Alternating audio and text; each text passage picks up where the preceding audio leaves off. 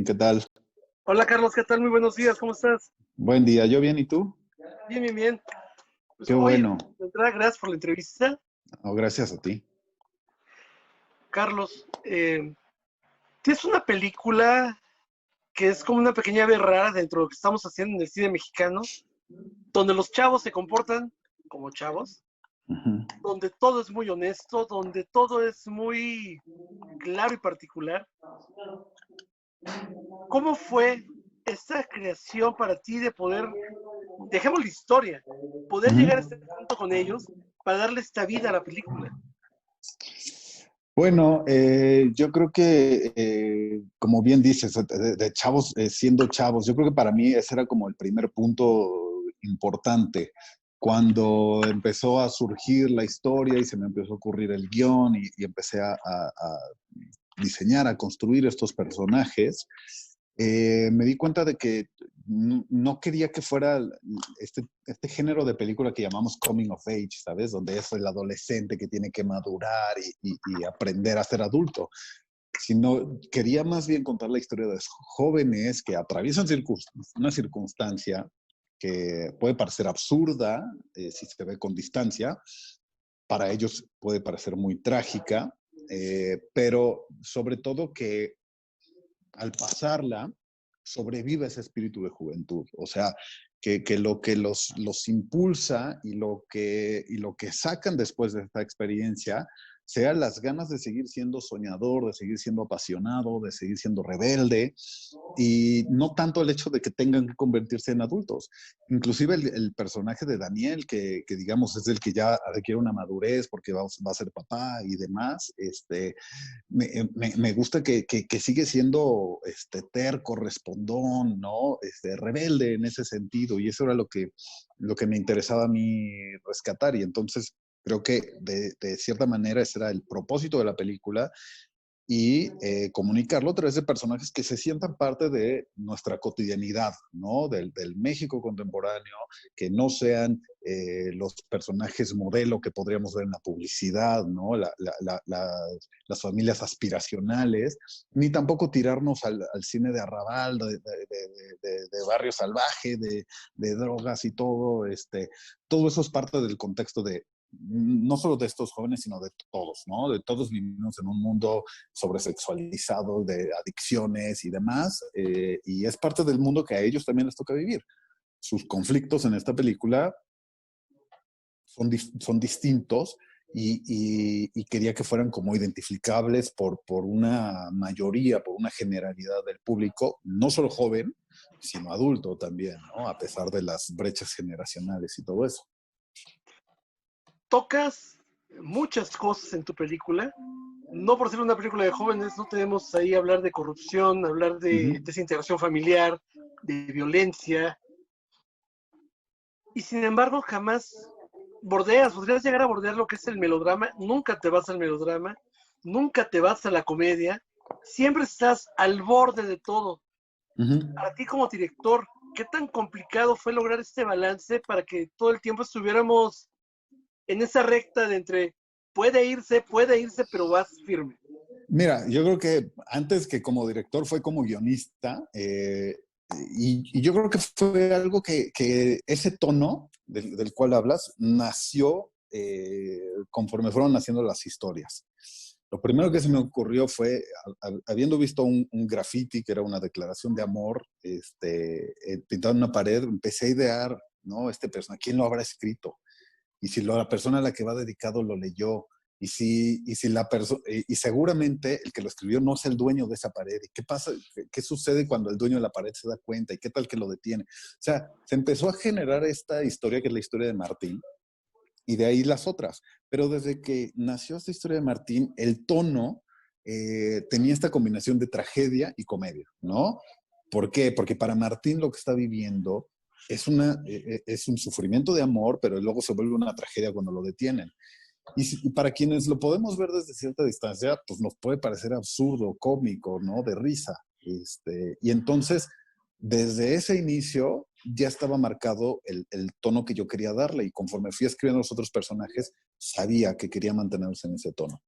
Obviamente hay veces que cuando sientes que se está poniendo un poquito pesado, ok, ¿qué pasa si observamos la misma situación con cierta distancia? Ok, toma un tono más cómico. Y entonces, ese fue el proceso, yo creo que durante todo el proceso de escritura, era ese, como, hay drama, pero no nos carguemos demasiado. La gente lo va a percibir y la gente va a reflexionar sobre esos conflictos y sobre esas tragedias que están viviendo. Y las podemos abordar y reírnos de ellas al mismo tiempo, ¿no? Que creo que es algo de lo que nos jactamos muchas veces los mexicanos, de que nos podemos reír de las tragedias y eso, pues yo creo que es parte de lo que buscábamos aquí. Eh, Me ha tocado hablar con mucha gente, ¿no? Cuando les cuentas, no, pues estoy haciendo una historia, una película sobre adolescentes y te diga, ay, qué horrible la adolescencia, ¿no? Creo que es normal que la gente piense y diga, qué horror, ¿no? Qué terrible, qué bueno que ya lo pasé. Entonces, eso quiere decir que lo ven como una tragedia. Pero al mismo tiempo empiezas a recordar a lo mejor ¿no? Momentos específicos, anécdotas específicas con los amigos o demás, y te mueres de la risa. Entonces te das cuenta pues que había las dos y que podía ser muy terrible en ciertas cosas y muy bonito y muy divertido en otras. Entonces, para mí, abordar historias de adolescentes, obviamente me reconectaba con esas pasiones, con esa rebeldía, con esos azotes que te das a ti mismo en la juventud.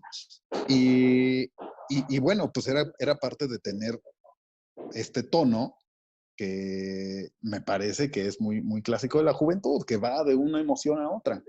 Y entonces, pues nada, fue cuestión de ya una vez en la dirección, que la puesta en cámara, que la puesta en escena, el tono actoral, todo fuera dirigido hacia ese tono y esa atmósfera que queríamos manejar.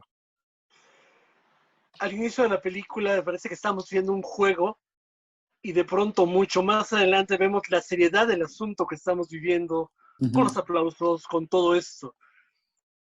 Es un juego que tienes toda la película de estar jugando, de avanzar, regresar conforme el punto de vista de la gente. Esto ya viene desde el guión, ya lo tenías planeado así. Sí, en gran medida viene desde el guión. Te digo, conforme, primero es que la historia de Martín y luego me di cuenta que estaba la historia de Dulce y luego la historia de Daniel y la historia de Pedro. Entonces me di cuenta que cada una tenía su propia estructura dramática y tenían sus momentos de cruce. Solo que quizás la historia de Martín empieza aquí y la de Dulce empieza aquí, ¿no? Y va en paralelo. Y entonces quizás el punto climático de Martín está aquí, pero el de Dulce está acá. Y entonces como son parte de la misma película, hay que un poco unificarlos, ¿no? Para que todos tengan, digamos, su crecimiento dramático, su clímax, su resolución, sus puntos de inflexión en la dramaturgia. Entonces, pues había que ponerlos en paralelo. Y al hacer eso, pues, se desfasan los tiempos de estas historias. Pero obviamente fue un trabajo de cuidar mucho hasta qué punto hacerlo sin confundir al público. Yo creo que sí va a haber momentos, ¿no? Cuando de repente estás en una historia y cambias a otra, que hay una breve desubicación, ¿no? Tratar de conectar, ok, ¿qué tiene esto que ver con lo que acabo de ver? Pero quiero pensar que no es tan complicado y que el público logra conectar bien esas historias y la manera en que lo que sucede en una provoca un efecto en otra, que es lo que me interesaba hacer aquí. Y que puede ser que cuando la película lleva 1 hora y 10 minutos, te das cuenta de que lo que está sucediendo ahí es lo que afectó cuando íbamos en el minuto 20, ¿no? Por poner un ejemplo. Y entonces, obviamente sí hubo que hacer como un mapa, una especie de mapeo de cómo íbamos a conectar estas historias y cómo íbamos a jugar con el tiempo y de manera que no tuviéramos que sobreexplicárselo al público. Hubo un momento que sí probamos con, ¿no? Poner títulos, tantos días después o tantos días antes. Pero nos dimos cuenta que eso interrumpía el flujo de la película. Entonces, mejor permitir que el público lo vaya entendiendo, lo vaya armando el rompecabezas. Y obviamente, en edición, te digo, todo eso estaba en el guión, y en edición todavía hicimos más entretejido, sobre todo en el tercer acto de la película, ¿no? Ya hacia la parte final es cuando ya empiezan a ver cortes un poco más frecuentes entre una historia y otra, porque justamente es cuando la historia ya empieza a orientarse hacia un clímax y una resolución, y donde todas estas historias pues empiezan a volverse más dramáticas y necesitan tener este crecimiento en conjunto, en paralelo y en conjunto, como película. Actualmente pareciera que los jóvenes ya no hablan, ya no platican, se la pasan en redes, y tu película nos muestra una juventud que habla, que sigue sus códigos hablando. Tenemos a las chicas hablando, la manera en que se expresan entre ellas, que no es como se expresarían a lo mejor si hubiera un hombre cerca o una persona mayor. Y tenemos a este personaje que se inventa su propio lenguaje. Sí. ¿Qué tan importante es para ti remarcar esta situación de que hoy en día la juventud sigue empleando no solamente una comunicación virtual o tecnológica, sino esa comunicación verbal? Pues yo creo que sin duda el lenguaje y la comunicación era un tema muy importante para mí en esta película. Y el lenguaje, explorarlo como medio de comunicación, pero a veces también como medio de abstracción, ¿no? De abstraerse del resto del mundo, que es lo que hace Pedro. Y yo creo que tiene que ver con tiene que ver con la necesidad de expresión, ¿no? Y entonces, sí, puede leerse como una especie de metáfora esta cuestión de el lenguaje inventado. ¿Por qué? Porque, vuelvo al punto, cuando mi generación o generaciones mayores pensamos en la adolescencia, decimos, no los entendemos, ¿no? O sea, no los entendemos, hablan su propio idioma y demás. Lo decimos en sentido figurado, lo decimos metafóricamente, pero lo creemos realmente. Creemos que no hay una capacidad de entendimiento. Entonces aquí quise llevarlo a lo literal, que es que Pedro inventa un lenguaje. Sin embargo, lo que hay detrás de este lenguaje, o sea, sí hay una lógica y hay una construcción del lenguaje. No es puro disparate lo que está diciendo. Sí, es un lenguaje que es, podríamos decirlo, una aberración o una deformación del español.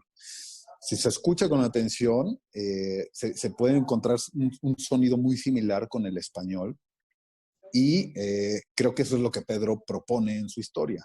Un lenguaje que quienes lo escuchen con atención pueden entenderlo, ¿no? Genera esta sensación de que, como cuando viajas al extranjero, a un lugar donde no hablas el idioma, pero te das cuenta que hay muchas otras formas de expresión, la expresión facial, la expresión corporal, que hay otras maneras de entendernos.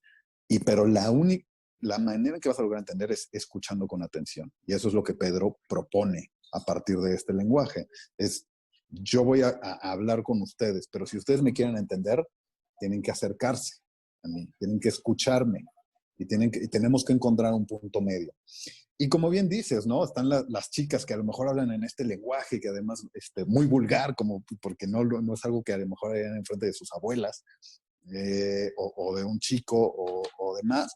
Y eso creo que tiene que ver con cuestiones de la edad, de las generaciones.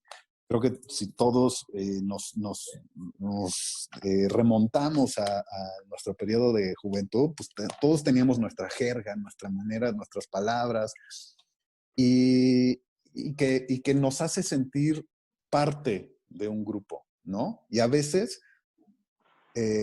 hasta hay un poco de hipocresía porque tenemos la necesidad de adaptarnos y de ser parte de un grupo. Es lo que le sucede a Dulce, ¿no? Que empezamos a notar que, a pesar de que es parte de este grupo, ya no le acomoda tanto, ya tiene ganas de cambiar, ya tiene ganas de ser vista como una mujer o como una chica bonita, y ya no nada más como la chica bully agresiva. Entonces, son parte de los códigos que establecemos en sociedad, y que obviamente es parte de la vida que tienen estos personajes también. Te revelas como un director que se fija mucho en los detalles, hablando del personaje de Dulce. Esta parte donde está viendo la telenovela, donde tiene tapado el cuadro de la mamá, y el papá llega y se da cuenta, muy sutil ahí la dirección, que ella agarre, le dan la toalla y la avienta descuidadamente hacia el otro lado, como diciendo, cayó por error ahí. Ajá, Te gustan estos exacto. detalles, ¿verdad? Te gusta llevarlos. Yo creo que es necesario para un realizador. Yo, por ejemplo, yo doy clases de realización y yo me enfoco mucho en que un director, un guionista, gente de cine, un artista en general, tiene que ser muy observador, ¿no? Y observar es escuchar, poner atención a los detalles. En los detalles está la riqueza de cómo contar una historia. Y esos detalles obviamente se los va sumando. Muchos de esos detalles como los que mencionas a veces salen ya en el set, ¿no? No está escrito, o sea, no dice, por ejemplo, estaba escrito que había tapado la foto, pero no estaba escrito que aventaba la toalla, ¿no? Aventaba el trapo. Y son cosas que es cuando ya traduces el guión a la puesta en escena, cuando ya es tu trabajo de realización, que tienes que seguir llenando esos detalles. Convertir un guión que es algo abstracto, porque son palabras, perdón, se me bajó la pila. Convertir estas palabras en imágenes y sonidos concretos, pues requiere llenar muchos huecos que en el papel no te habías dado cuenta que ibas a tener que llenar. Es hacer concreto algo que era abstracto. Y la manera de hacerlo me parece que es con detalles. Y la verdad es que justamente soy un realizador que me gusta mucho el enfoque en esos detalles. Yo creo que la gente, si ven la película una segunda, una tercera vez, van descubriendo detalles. Te puedo decir, digo, no está aquí presente, pero Marión, mi productora, que ha visto la película 8 veces, 10 veces, no sé, completa, digamos, cada vez que la vuelve a ver me dice, me di cuenta de otro detalle que no me había dado cuenta, ¿no? Y entonces, para mí es parte de estos detalles, como bien dices, hay que ponerlos sutilmente, no queremos subrayárselos al público, no queremos ponérselos aquí en la cara, pero queremos que el público los descubra. Y si lo ves una segunda, tercera vez, podrás seguir descubriendo detalles que te das cuenta van de la mano con lo que estamos tratando de contar. Ok, Carlos, y bueno, y nada más para finalizar, Carlos. Juvenix, ¿sabes lo que vas a causar con esa palabra y la reacción que seguramente van a tener los jóvenes cuando vean la película y lleguen a ese punto de ánimo, juventud? Me encantaría que eso suceda. Y lo digo también con cautela, porque no quiero, o sea, yo, como te decía, para escribir esto y para dirigirlo y demás, pues obviamente me tuve que remontar a mis años, pero yo no me pienso posicionar como una especie de guía de los jóvenes ni nada. Para mí el mensaje de ánimo, por un lado, tiene su lado de entusiasmo, pero también tiene su lado sarcástico, ¿no? Ahora que te compartan el póster, digo, la imagen de la película es como el graffiti, ¿no? Es el dedo cercenado. Entonces, por un lado es decir ánimo, por otro lado es cortar esas aspiraciones, cortar ese ánimo. Entonces hay mucho sarcasmo ahí. Yo no pretendo posicionarme como eso, como, ay, miren, jóvenes, les traigo un mensaje, les traigo un ejemplo.